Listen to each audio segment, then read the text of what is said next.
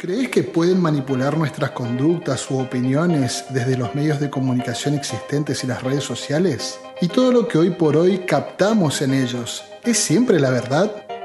Después de un pequeño impasse, es bueno encontrarte nuevamente del otro lado en el cuarto episodio de este podcast. Soy Facundo Ramos y vamos a compartir los próximos minutos. La idea es encontrarnos para hablar de política de una manera distinta. Esta vez vamos a hablar de la manipulación a la que nos exponemos al consumir tanta información de distintos medios propagandísticos y de cómo toda esa información no siempre es la verdad de los hechos, configurando así lo que se conocen como las fake news o noticias falsas, de las que vemos todos los días. En el bloque de opinión de la experta, hoy vamos a compartir una entrevista con nuestra primera experta de la temporada. Y no será la última. Natalia Aruguete nos va a contar toda su experiencia en investigaciones sobre agendas políticas, mediáticas y públicas, y su vínculo con las redes sociales. Realmente un tema apasionante. Al final de este episodio, espero que puedas responder si te sentís manipulado o no por los medios, al menos en tus opiniones, y si crees que hay que verificar todo lo que ves en redes sociales porque hay mucho fake dando vuelta. Bienvenidos a Tereré y Política, el podcast donde vamos a hablar de política de manera clara, simple y popular con Facundo. Y para hablar de propaganda como el mecanismo de manipulación de la opinión pública por excelencia, debo citar y compartir con ustedes fragmentos del libro Propaganda, de Edward Bernays. Decía Noam Chomsky que la manipulación consciente e inteligente de los hábitos y opiniones organizados de las masas es un elemento de importancia en la sociedad democrática. Quienes manipulan este mecanismo oculto de la sociedad constituyen el gobierno invisible que detenta el verdadero poder que rige el destino de nuestros países. Quienes nos gobiernan moldean nuestras mentes, definen nuestros gustos o nos sugieren nuestras ideas, y son en gran medida personas de las que nunca hemos oído hablar. Para él, Bernays era una especie de gurú que había tenido su golpe de fama cuando en 1920 logra vender cigarrillos a las mujeres, o sea, hacer que las mujeres fumen, siendo que en esa época no lo hacían, al menos públicamente. Fue publicista, periodista e inventor de la teoría de las relaciones públicas. Él nació en Austria y era sobrino de Freud. Siendo niño, sus padres se establecen en Estados Unidos y obtiene la licenciatura en agricultura en la Universidad de Cornell. Pero su verdadera pasión era la comunicación, donde desarrolló su carrera en publicidad, periodismo y finalmente en las relaciones públicas. Está considerado como el padre de la profesión, que dio el primer gran paso definiéndola, resaltando las necesidades imperiosas de ejercerla y de definir sus funciones y su campo de acción, atendiendo a la necesidad que tenían las áreas comunicacionales de las organizaciones y a la creciente necesidad social de estas por ser escuchadas. En definitiva, la sociedad democrática requiere ser guiada. La propaganda moderna es el intento consecuente y duradero de crear o dar forma a los acontecimientos con el objetivo de influir sobre las relaciones del público con una empresa, con una idea, con un grupo o, por qué no, con un partido político. La práctica de crear circunstancias e imágenes en las mentes de millones de personas es muy común. La propaganda nos rodea por los cuatro costados y no cabe duda de que altera las imágenes mentales que nos formamos sobre el mundo. Incluso si esta afirmación parece demasiado pesimista, no es menos cierto que refleja una tendencia real incuestionable. De hecho, el uso de la propaganda va en aumento. Siempre vemos propaganda, en la misma medida en que se reconoce la eficacia de la misma, cuando se trata de recabar el apoyo del público. Como es evidente, de ello se deriva que quien pueda ejercer influencia necesaria, al menos durante un tiempo y con un objetivo en concreto, podrá liderar sectores enteros del público. El estudio sistemático de la psicología de masas reveló a sus estudiosos las posibilidades de un gobierno invisible de la sociedad mediante la manipulación de los motivos que impulsan las acciones del hombre en el seno de un grupo. Llegaron a la conclusión de que el grupo posee características mentales distintas de los individuos que lo componen y se ve motivado por impulsos y emociones que no pueden explicarse basándonos en lo que conocemos como la psicología individual. Si puedes influir en los líderes, ya sea con su colaboración consciente o sin ella, automáticamente influirás sobre el grupo que les sigue. Llegaron a la conclusión de que la mente del grupo no piensa en sentido estricto del término. En lugar de pensamientos tiene impulsos, hábitos y emociones. Al tomar decisiones, su primer impulso suele ser el de seguir el ejemplo de un líder de confianza. Los hombres rara vez se percatan de las razones reales que motivan cada acción que llevan adelante. Un hombre puede creer que compra un automóvil, por ejemplo, porque comparó todas sus características con el resto de los automóviles que tiene a su alcance en el mercado y llegó a la conclusión de que ese que él eligió es el mejor. Con casi total seguridad se está engañando a sí mismo porque seguramente lo está comprando porque un amigo que tiene mucha habilidad para los negocios lo compró la semana pasada o porque los vecinos de él creían que él no puede permitirse semejante lujo o quizá porque los colores del auto coinciden con los colores de su equipo favorito de fútbol, quién sabe. Entonces, apelar a las emociones del público en una campaña política no es condenable. En realidad representa una parte indispensable de la campaña. El contenido emocional debe coincidir en todos los sentidos con el plan básico general de la campaña y con todos los detalles menores. También debe adaptarse a los numerosos grupos de públicos a los que debe dirigirse y ajustarse a los medios de distribución que existen. Los canales que se utilizan para transmitir el mensaje al público a través de la propaganda incluyen todos los medios que dispone la gente para comunicarse y transmitir sus ideas. No existe medio de comunicación humano que no pueda utilizarse también para una propaganda deliberada. Porque la propaganda no es más que el establecimiento de relaciones recíprocas, de comprensión entre un individuo y un grupo. El padre de la propaganda nazi fue Joseph Goebbels, responsable del Ministerio de Educación Popular y Propaganda, creado por Hitler a su llegada al poder en 1933. Goebbels había sido director en la tarea comunicativa del partido nazi y el gran arquitecto del ascenso al poder. Una vez en el gobierno y con las manos libres para monopolizar el aparato mediático estatal, él prohibió todas las publicaciones y medios de comunicación que estaban fuera de su control. Orquestó un sistema de consignas para ser transmitidos mediante un poder centralizado del cine, la radio, el teatro, la literatura y la prensa. Era también el encargado de promocionar o hacer públicos los avisos del gobierno. Ahora le quiero mostrar cuáles eran los 11 principios de la propaganda nazi creados por Goebbels, pero quiero que presten particular atención en cada uno, porque díganme después de escucharlos si uno no ve cómo se los sigue utilizando en un montón de situaciones que vemos en los medios que terminan siendo noticias falsas o fake news que nos repiten y repiten todo el tiempo por todos los canales posibles. El principio de la simplificación del enemigo único, el principio del método de contagio, el principio de la transposición, el principio de la exageración y desfiguración, el principio de la vulgarización, el principio de la orquestación, el principio de la renovación, el de la verosimilitud, el principio de la silenciación, el de la transfusión y el principio de la unanimidad. Pero de todos estos, que son 11, quiero destacar 5 que me parecieron muy activos actualmente. El tercero, que es el principio de la transposición, dice: cargar sobre el adversario los propios errores o defectos, respondiendo el ataque con el ataque.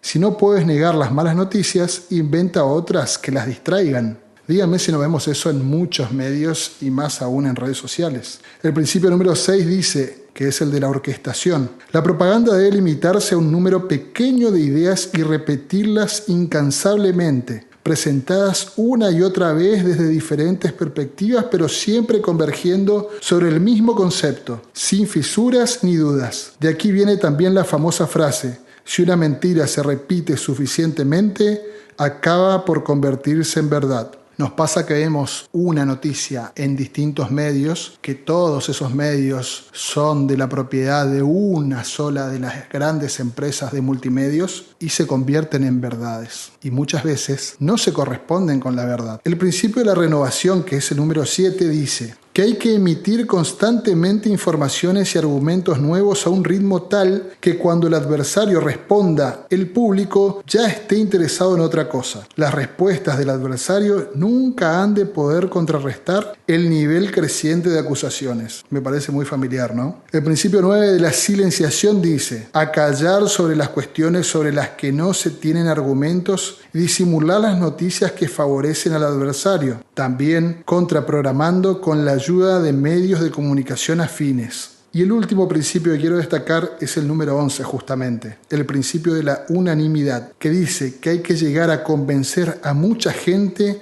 que se piensa como todo el mundo, creando una impresión de unanimidad en una idea. La verdad que uno lee todo esto y comienza a comprender cómo se llegan a pergeñar los planes que implantan mentiras en los medios y que después, cuando uno sale a querer desmentirlas o explicarlas, ya es tarde, porque ya están hablando de otra cosa aún peor. Así que les quería destacar estos principios para que los tengamos en cuenta y veamos cómo la propaganda influye e impacta en la opinión pública. Y en todo esto se destaca el concepto de fake news o de noticias falsas, que es de lo que vamos a hablar con la experta de hoy. Pero antes quería, extrayendo un fragmento de su libro, hablar sobre lo que ahí definen como el taylorismo sociodigital. Y ahí nos habla de cómo en la masificación de nuestro mundo de la vida es difícil pensar en un área en la cual el cambio tecnológico haya tenido consecuencias más dramáticas que en las interacciones socioculturales. Se incrementó la producción automotriz, cambió la matriz energética, aumentó la productividad de la tierra, pero difícilmente existe una transformación más radical que la de las formas de producción y organización de la vida social. No se trata de una afirmación exagerada. Nuestra vida social se desarrolla en este momento en un influir constante entre comunidades virtuales y reales, integrando, expandiendo y masificando la actividad social en formas impensables pocos años atrás. El mundo físico y el digital se encuentran cada vez más integrados y ocupan un mayor espacio de nuestra rutina laboral y social, lo que obliga a reconceptualizar los modelos de producción y transmisión de la información en las ciencias sociales. La desigualdad social y la pobreza tienen su correlato digital, al igual que la intolerancia y la violencia. Nuestra vida social, familiar y profesional se extiende en el tiempo y en el espacio. El mundo del trabajo transgrede constantemente áreas que antes estaban reservadas a la vida privada, mientras la familia y los amigos se integran a las rutinas de trabajo. Con la expansión de las redes sociales, el círculo de contactos virtuales con el que interactuamos todos los días constituye una nueva horda primitiva, mucho más grande, pero a todas luces menos profunda que la de hace algunos años atrás. Nuestra vida es más intensa, aunque no necesariamente más rica y plena. Con cada uno de estos cambios, las modalidades de interacción social producen mayor cantidad de datos, capturados por una oferta cada vez más vasta de dispositivos, indexados por una abundante dosis de aplicaciones. Como resultado aparecen desigualdades nuevas e impensadas. La taylorización de la vida social, es decir, la automatización de la captura de la información que replica el proceso de producción de bienes en las fábricas, genera datos cuando trabajamos, cuando participamos en un acto de protesta o cuando estamos sentados en nuestra habitación en silencio. Mientras nos asombramos por la cantidad de información que las compañías y los gobiernos tienen de nosotros, una tormenta se está avecinando en el horizonte y es el Internet de las cosas, que promete capturar además datos del mundo físico para integrarlos a nuestra actividad online, lo que generará seguramente una nueva revolución de la información. Con la llegada del Internet de las cosas comienzan a tejerse procesos sociales nunca imaginados. Y en todo este contexto nos encontramos con un flujo de información que nos impacta muchas veces al día. Información que puede ser parcial o sesgada en varias ocasiones y también puede ser verdadera o falsa. Y en este último caso tiene efectos buscados e intencionales con una dinámica particular que vamos a analizar con nuestra experta invitada de hoy. La dinámica de las fake news en las redes sociales y en los medios de comunicación. Y ahora en Tereré y Política le damos espacio a una experta en la materia que da gusto escuchar. La experta de hoy es doctora en Ciencias Sociales, investigadora del CONICET, periodista y profesora de la Universidad Nacional de Quilmes y de la Universidad Austral. Lleva escrito casi 50 artículos publicados en diversos países y cuyas temáticas centrales giran en torno a la relación entre agendas políticas, mediáticas y públicas en el diálogo entre medios tradicionales y las redes sociales. También ha escrito 3 libros dedicados a estos temas: Teoría de la opinión pública y de la construcción de agenda en 2012, El poder de la agenda, política, medios y público en 2015 y el último, Fake News, Trolls y otros encantos en 2020. Licenciada en Ciencias Sociales de la UBA y graduada como magíster en Sociología Económica e Ideas en la Universidad Nacional de San Martín, ha dictado cursos de grado y posgrado en diversas universidades de Argentina, Uruguay, Chile, Ecuador, Colombia y España. Con todo esto, es un verdadero placer tenerla con nosotros en esta entrevista a Natalia Aruguete. Bueno, antes que nada, bienvenida Natalia y gracias por participar de este podcast. A vos por el interés. Bueno, un poco para comenzar a meternos en el tema, me gustaría que nos digas cuál es la diferencia entre encuadre y agendas, que por ahí sueles tocar mucho en tus libros. Bueno, cuando nosotros hablamos de encuadre, hablamos de marcos interpretativos desde los cuales se percibe y se definen las situaciones y las realidades sociales. En cambio, cuando hablamos de agenda, tanto al referirnos a la fijación de agenda como cuando hablamos de las agendas, en el primer sentido nos referimos a un proceso que define un efecto de una agenda sobre la otra, pueden ser agendas mediáticas sobre agendas públicas, pueden ser también agendas políticas sobre agendas mediáticas, o todas ellas pujando por instalar los temas de preocupación y los atributos de esos temas con los cuales quieren darle un determinado tono, una determinada valoración, etcétera. Y lo que decimos es que en el marco de la teoría de la fijación de agenda o el establecimiento de agenda, estas agendas son momentos o cortes analíticos que nos permiten entender cuáles son las cuestiones importantes en los distintos ámbitos. Cuando hablamos de agenda política nos referimos a cuestiones o atributos importantes en el ámbito político. Cuando nos referimos a agenda mediática nos referimos a cuáles son los temas que obtienen mayor grado de cobertura en un contexto determinado. Y cuando hablamos de agenda pública nos referimos a los distintos públicos, siempre heterogéneos, que participan de este proceso de construcción de agenda, porque también hay que verlo no solamente como un proceso de establecimiento, sino como un proceso de construcción de agenda donde todos pujan por definir realidades. Y en esta definición de realidades, ¿cómo ves vos que juega el sesgo cognitivo en la opinión pública? Nosotros lo que planteamos es que nadie es omnipresente ni puede ver la realidad desde un lugar desde un lugar omnisciente. Nadie tiene capacidad de absorber la complejidad, la fugacidad y la multidimensionalidad de la realidad. Por eso es que todos los que participamos en la definición de la realidad, tanto periodistas como dirigentes políticos, como ciudadanos de a pie, en los roles que nos quepan en cada momento, hacemos recortes de la realidad. Y en esos recortes de la realidad, uno de los mecanismos centrales es cómo nos explicamos los comportamientos que observamos. La explicación de los comportamientos que observamos nos requiere que completemos vacíos en la información. Al completar vacíos en la información, lo que hacemos es atribuir causas y responsabilidades sobre esos comportamientos observados, y cuando atribuimos esas causas que explican los comportamientos, lo que hacemos es usar determinados sesgos que tienen que ver con nuestra historia, con nuestros saberes, con nuestras inquietudes, con nuestra ideología, con nuestra identidad partidaria, y todos esos elementos contribuyen a que completemos una información a partir de sesgos. Nosotros no tenemos capacidad de ecuánimamente explicarnos los comportamientos sociales de cualquier forma ni desde todas las formas, sino que nos los explicamos de aquellas que son coherentes con nuestras creencias, y esa capacidad de mantener la congruencia con nuestras creencias está dada por estos sesgos que tenemos, que son como, lo pensáramos como si cortáramos camino para explicar los asuntos de interés. Ese cortar camino está marcado por nuestros sesgos, que no necesariamente son voluntarios ni estamos buscando hacer daño, son simplemente las formas de explicarnos la realidad. Y entonces, Natalia, ¿cómo funciona todo esto en la dinámica de las redes sociales? ¿Cómo se vinculan todos estos conceptos? Hay dos cosas que me parece que hay que aclarar si nosotros distinguimos en esta producción y circulación de sentidos en redes sociales. El sesgo cognitivo no es distinto a lo que uno puede ver previo o fuera de las redes sociales. Lo que cambia en las redes sociales es cómo se van circulando, las formas de circulación que tienen los sentidos y la forma de co-construcción de los sentidos. Esto no significa que el usuario de a pie tiene total libertad de construir su propia red.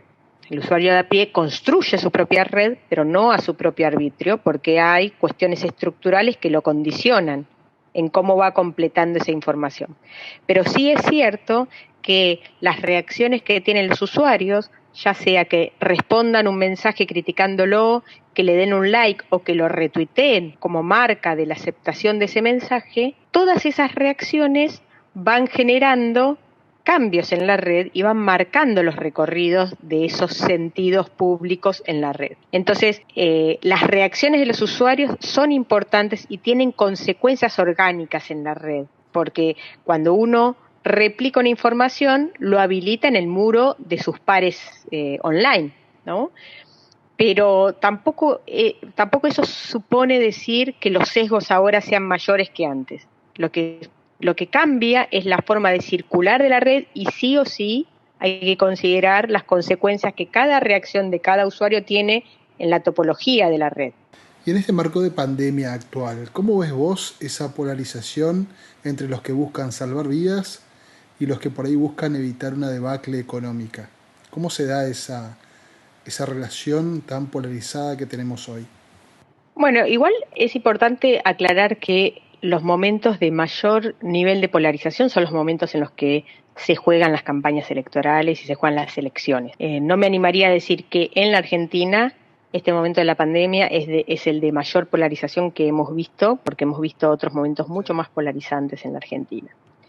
No obstante, sí es cierto que una dinámica social y una percepción social respecto de la pandemia, respecto de las políticas sanitarias del gobierno, era de mayor consenso al inicio de la cuarentena y ahora se ha ido polarizando cada vez más. En esa polarización, al igual que en otros países, en la Argentina conviven dos grandes encuadres. Uno de los encuadres es el de salvar vidas, el otro encuadre es el de evitar una crisis económica. La pregunta allí es, ¿cuál de los dos encuadres uno logra instalarlo como positivo y cuál como negativo? Porque también es cierto que nosotros tomamos decisiones y los encuadres de decisión también nos llevan a evitar riesgos y acercarnos a las ganancias, y todo eso depende de cómo son formulados los mensajes. Incluso fíjate que en esos dos valores, grandes valores de este momento de la Argentina, tampoco son inocuos, porque uno plantea salvar vidas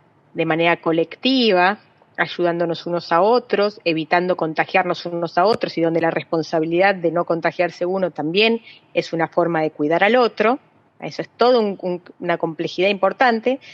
Y el de evitar una crisis económica está bastante más asociado a la individualidad, a las libertades sociales y económicas, a la meritocracia, ¿no? O sea, los encuadres son complejos, los marcos interpretativos no es solamente qué tema se pone de relevancia, sino cuáles son los valores que circunscriben a esos temas. En ese marco, uno lo que observa es que la principal división en esas dos perspectivas está fundamentalmente dada por las identidades partidarias. Los votantes oficialistas en este momento priorizan el salvar vidas, y los votantes opositores priorizan el evitar una crisis económica. Lo que es importante en ese punto es mostrar que no se trata solamente de oponerse o no, o de aceptar o criticar la política sanitaria del gobierno, sino que hay algo previo a eso, que es cómo estamos percibiendo la pandemia. Y esa propia percepción del riesgo está fuertemente marcada por las identidades partidarias. Las identidades partidarias son una forma de polarización social y afectiva, no de polarización política donde lo que hacemos es identificar y razonar exhaustivamente sobre los asuntos públicos. Son cuestiones afectivas que nos marcan, incluso más allá de cualquier razonamiento o cualquier argumento exhaustivo, nos marcan las percepciones. Entonces, ¿podemos decir que comunicar bien en esta pandemia ayuda a la percepción de las políticas públicas relacionadas? Viste que Tversky y Kahneman aportan a este tema. ¿Cuál es tu opinión de todo este análisis? Bueno, hay muchas dimensiones allí. Una de las primeras cuestiones que diría que es incluso previa a cómo se comunica esto desde los gobiernos es cuáles son los acuerdos y desacuerdos que hay en las instancias de gestión ejecutiva. En el caso argentino, uno puede ver mayores niveles de coordinación entre las instancias ejecutivas que tienen responsabilidad ejecutiva, ya sea del presidente de la Nación como de gobernadores e intendentes, a diferencia de lo que nosotros hemos visto en otros países como, México o Brasil, que están dentro del proyecto más comprensivo de investigación que estuvimos haciendo. Entonces, frente a Brasil y México o Estados Unidos, donde la polarización es mucho más profunda, también es cierto que la descoordinación entre las instancias de responsabilidad ejecutiva fue mayor y eso abonó a una mayor profundización de la polarización respecto de la pandemia. En Argentina fue menor, pero de todas formas yo diría que si bien es cierto que una comunicación de gobierno que muestre el consenso influye en la percepción pública y en la aceptación de determinadas políticas, también hay una cuestión que es previa y es más basal, que son las identidades políticas. Las identidades políticas están compitiendo con cualquier estrategia de comunicación del gobierno o de los gobiernos en esta distinción respecto de cuáles son las percepciones de riesgo. Insisto, esta es la percepción de riesgo, es lo que vos mencionás de Tversky y Kahneman, ¿no? Donde ellos lo que plantean es en qué medida hay una mayor aceptación por salvar vidas que por evitar muertes, que tiene que ver con cómo se presentan los mensajes. En este caso hay un intento muy fuerte por presentar la política sanitaria de los gobiernos como una forma de salvar vidas y de salvarnos entre todos. Eso compite con las identidades partidarias, donde ahí hay otras cosas que pesan más, compite contra las estrategias comunicacionales de la oposición y compite contra una realidad económica muy crítica, que es también evitable hasta cierto punto, porque es mundial además. Entonces no depende solo ni exclusivamente de cómo es la comunicación de gobierno para transmitir a la gente que efectivamente estamos cuidando por su vida, sino que hay un montón de factores que están jugando y pujando en esta intención de expresar un cuidado colectivo y solidario. Saliendo ya de lo que es la pandemia y apuntando al tema que desarrollaste en tu último libro, ¿cómo se pasa de una fake news a un hecho político viral en las redes? Nosotros en ese punto distinguimos entre las noticias falsas de las fake news. Las fake news tienen una intencionalidad política y logran viralizarse por dos motivos. Primero, cuando son capitalizadas por autoridades en la red que tienen una estrategia y una coordinación para hacer que se viralicen esas fake news. Y segundo, cuando logran tener resonancia entre los usuarios de a pie que conviven en esa comunidad virtual. Entonces, es muy importante que una fake news tenga anclaje idiosincrático en la región de la red en la cual se va a viralizar. Porque en realidad, como te decía al principio, así como es la reacción de los usuarios lo que tiene consecuencias en el resto de la continuidad y de la circulación de una información en la red, eso hace que una fake news, por muy bien que esté pergeñada, si no tiene asidero y si no tiene resonancia cultural y política entre esos usuarios, no se propaga. Entonces, para pergeñar una fake news y que sea efectiva en términos de viralización, necesitas todos esos componentes, necesitas la coherencia y la congruencia de distintos tipos de usuarios. Autoridades en la red, trolls, mucha intervención del aparato político, que contribuye a fogonear ese tipo de cosas. Necesitas muchas veces financiamiento internacional, necesitas el acompañamiento de sectores que tienen también anclaje con sectores internacionales y necesitas nuevamente al usuario de a pie que acuerda con eso, tanto en términos cognitivos, en el sentido de que le pueda parecer que eso sea verdadero, como también en términos expresivos, en el sentido de que lo que quiera es contribuir al ataque al oponente, ayudando a circular esa noticia falsa. Todo eso es necesario para que una fake news tenga efectividad. Y siempre una fake news se distingue y es tal a partir de la voluntad política y de la capitalización política que tiene en términos de una estrategia para generar daño.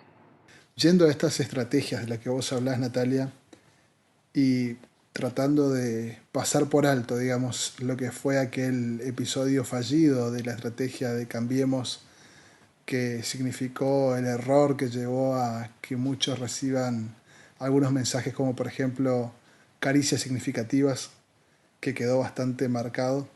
¿Cuán fuerte es el impacto del Big Data y de estos troll centers en una estrategia de campaña? ¿Pueden ganar elecciones para vos? Yo creo que no, pero quiero saber tu opinión. Yo tampoco comparto que los trolls ganen elecciones. Y tampoco es cierto que siempre salga bien. Eh, Vos mismo lo dijiste, en las elecciones de 2019 la estrategia que hubo en ese sentido no salió bien y disparó hacia otro lado. Logró un montón de caudal el hashtag yo voto a Mauricio Macri, y sin embargo, como hubo una mala contratación en ese punto, se disparó con forma sarcástica hacia la otra comunidad. Entonces, lo que yo creo que garantiza mucho más el hecho de que una estrategia de fake news salga bien no está dada por los trolls ni por esas contrataciones, sino por el hecho de que tanto los media centers como los call centers, como los propios armados y coordinaciones de distintos grupos políticos, son grupos, no son trolls que se enganchan unos con otros, que son grupos y muchas veces tienen centros mediáticos detrás, que tienen la capacidad de generar determinado tipo de mensajes, con determinada sofisticación de esos mensajes. Lo que vos necesitás muy fuertemente es que esos trolls entiendan claramente la cultura política del espacio donde están trabajando. Lo que pasó con las elecciones de 2019 es que quienes empezaron a intervenir en esa circulación de mensajes no tenían ni idea de la cultura política, ni siquiera del idioma, porque empezaron a poner cualquier cosa. Entonces, eso es importante, porque ese conocimiento de la cultura política es lo que permite ir a las fibras de esa cultura política y generar esa resonancia y atraer y energizar a los usuarios que están en un determinado lugar de la red. Si vos no tenés esa resonancia, no tenés propagación, porque los únicos que te confirman y garantizan esa propagación es el usuario de a pie, no solamente los trolls. Por más que los trolls creen una super estrategia de fake news, si les sale mal, como lo que ocurrió en las elecciones pasadas, y de hecho, otra de las cosas que ocurrió en la elección pasada, de 2019, es que se armó una burbuja bastante importante de cuentas fakes, que eran trolls contratados, que habían ido pergeñando una muy buena estrategia de enganche con las distintas burbujas, porque estaban adosados a ambas burbujas, y sin embargo todos esos trolls fueron eliminados y bloqueados por Twitter poco antes de las PASO. Entonces, muchas veces lo que pasa con esos ensayos es que no tienen larga duración. Los que han tenido larga duración son los trolls que forman parte del elenco estable de la red Twitter en Argentina y que han participado de manera muy, muy encumbrada en todos y cada uno de los eventos políticos que hemos analizado en la Argentina. Y siempre están primeros en la burbuja de la derecha ideológica. Porque además, otra de las cuestiones que hay que empezar a incorporar como hábito es la comprensión de que las derechas están cada vez más violentas, cada vez más intolerantes, y han sofisticado mucho su capacidad de estrategia comunicacional digital para generar daño. Entonces no es sorprendente que las primeras autoridades de la burbuja de la derecha argentina en todos los eventos que hemos analizado en Argentina, que son más de 5 o 6 en los últimos 4 años, no, son casi 10 en los últimos 4 años, en todos esos eventos estos trolls han estado entre los primeros puestos como autoridades de la burbuja de la derecha. Bueno, y para ir cerrando, quisiera que nos des tu opinión sobre el odio que hoy por hoy circula en las redes sociales. ¿Cómo ves la relación de ese odio y esa activación en cascada que hay muchas veces de los mensajes con ese tipo de contenidos?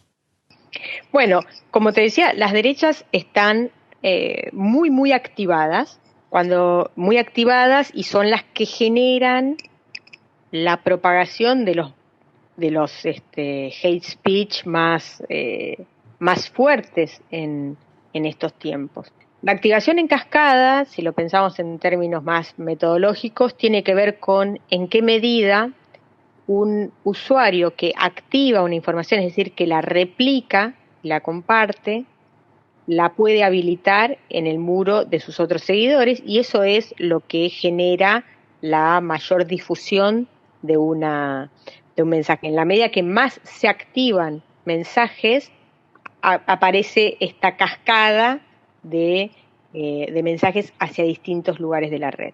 Y también depende de cuáles son los usuarios que están activando y habilitando esa circulación. En general, lo que nosotros vemos con los mensajes de odio es que los principales activadores están de esos mensajes de odio están en las burbujas de las derechas ideológicas y además están en los extremos de las burbujas ideológicas. Esa activación en cascada depende no solamente de los usuarios que están activados y que están muy energizados ideológicamente en estas derechas, sino también de la contribución de medios apócrifos, también medios tradicionales y dirigentes políticos que participan de esos mensajes de odio. En Argentina tenemos unos cuantos, en Estados Unidos tenemos al mismísimo presidente de la Nación. Entonces, en principio hay una predisposición ideológica y cognitiva a activar mensajes de odio en las derechas del mundo, y eso es cada vez más fuerte. La otra cuestión es que también hay mayor sofisticación y mayor uso impúdico de esos de estrategias digitales para generar ataques de odio y para atacar y para generar actos de bullying directamente, porque una fake news es un acto de bullying, que lo que hacen es buscar dañar al oponente y arrasar directamente la tierra virtual de discursos, ¿no? Se trata de acallar al otro, de dañarlo, de intimidarlo, y entonces copar el terreno con odio. Natalia Aruguete, realmente fue un placer tenerte con nosotros y te agradecemos mucho haber estado en este podcast. Muchísimas gracias a vos. ¿Qué le estarán haciendo al viejo amigo? Ese que era profundo y confidencial. Y ahora por cada dato que yo le digo me tira sal. Le hablo pero él me ladra como animal. Tendrá una duda existencial o inhalará una rara sustancia o seguirá viendo ese canal que nos consume y que nos distancia, donde mentir es cuestión central y el golpe bajo es un mandamiento, donde los besos tienen bozal y reina solo el resentimiento que soporto yo.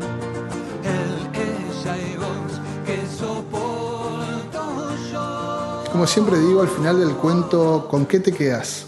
Dijimos que íbamos a tratar de pensar si creíamos o no que nos podían influenciar o podrían manipular nuestra opinión desde los medios de comunicación. Creo que estamos en un tiempo en el que hay que comenzar a pensar bien en todo lo que vemos, en todo lo que leemos, en todo lo que escuchamos y en toda la información que consumimos y que consume nuestra familia, porque muchas veces no nos damos cuenta que nuestros hijos, que nuestros sobrinos, que nuestros familiares más chicos también están consumiendo información y opiniones, ideas desde los dispositivos que inocentemente muchas veces tienen en sus manos. Cuando Copani en la introducción del episodio de hoy dice que no sabe qué le está pasando al viejo amigo, él nos resume un poco cómo ese viejo amigo está totalmente influenciado por opiniones que se las están vendiendo como verdades, se las están vendiendo como reales. Y nos pasa hoy en el marco de esta pandemia que en todo el mundo hay gente que dice mucha mentira por verdad y hay mucha gente también que la cree. Entonces es nuestra obligación, quizá como ciudadanos de cualquier lugar de donde seamos, tratar de explicar la verdad, de si hace falta demostrarla, para que la verdad quede sobre la mesa y desde ahí podamos comenzar a opinar y a definir nuestras ideas sobre distintos temas. A lo largo de todos los episodios que hemos desarrollado en este podcast, que este es el 4º, hemos hablado mucho de cómo se está manipulando muchas veces todo lo que pensamos desde las redes sociales. Obviamente no todos van a ser permeables a esta manipulación, pero hay que ser realistas. Mucha gente cree y está convencida de todo lo que dice Internet, Facebook, Twitter, YouTube, o ese canal o ese multimedios que está en tu país y que tiene un montón de alcance para toda la gente. Como decía nuestra experta, siempre tiene que haber alguien que crea en la fake news o en la noticia falsa y la replique. Entonces tenemos que tratar de mostrar cuáles son las verdades, tratar de informar y obviamente cuando nos toque leer algo, ser lo más críticos que podamos y antes de compartir una noticia o algo que vemos en algún tipo de medio de comunicación de todos los que hoy tenemos disponibles, tratemos de chequear qué es lo que está pasando, si eso es verdad, si eso es actual, porque muchas veces nos comparten noticias viejas de ciertos lugares que realmente pueden generar o no algún tipo de reacción social y son noticias viejas. O sea, son cuestiones que pasaron o hace mucho tiempo o que pasaron en otra latitud distinta de la que estamos. Y obviamente con una intencionalidad bastante oscura hay gente que utiliza ese tipo de cosas para generar muchas veces pánico, incertidumbre o algún cambio de idea o percepción en la gente. La manipulación existe. La psicología, los estudios que se han realizado en esta área han demostrado que pudiendo uno influir en ciertos generadores de opinión, se puede cambiar la opinión de un número importante de personas. Y a todo esto vienen a jugar las redes sociales, que uno, como hablábamos con Luciano Galup, uno cree que una aplicación es gratuita y está muy contento porque la puede descargar e instalar y no sabe que esa aplicación está vendiendo nuestra información o nuestro perfil de persona a otras organizaciones que intentan, con toda la información que nosotros mismos le damos, intentan influir en nuestra conducta para que tengamos alguna idea distinta respecto de un producto, de un servicio, de una ideología, de un partido político o de un candidato. Hemos coincidido también con Natalia Aruguete, con Luciano Galup y con otros de los invitados en que la opinión pública no es 100% armada o creada por las redes sociales, o sea, no van a ganar las elecciones las herramientas de Big Data solamente. Hay un montón de cuestiones que la gente analiza, que las tiene que palpar en su vida diaria para poder decidir. Pero no hay que disminuir la influencia que tienen este tipo de estrategias en algunos sectores de opinión y cómo ese cambio de opinión que pueden generar adrede ciertos sectores no es algo totalmente ingenuo, sino que tiene un fin político, un fin comercial que muchas veces está muy poco explicado cuando nos cuentan algo.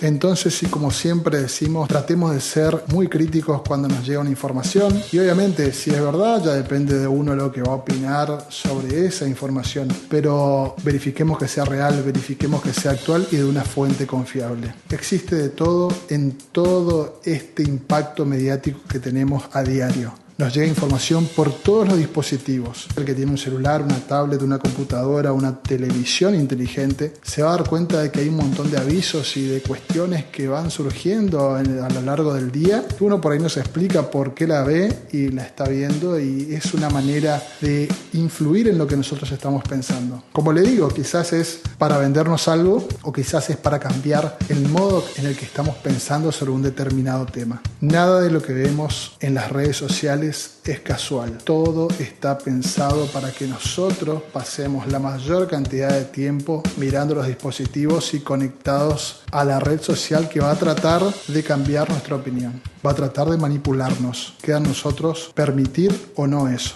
Y en política, quien puede influir en cierta mayoría quizá puede implantar políticas o ideas o proyectos que no beneficien más que a la misma persona que los llevó adelante o a su grupo de interés. Entonces pensemos bien en todo lo que estamos viendo y seamos un poco más profundos en los análisis que hacemos de esos temas, ya que como vimos hay mucha mentira dando vuelta y hay mucho intento de manipulación también dando vuelta.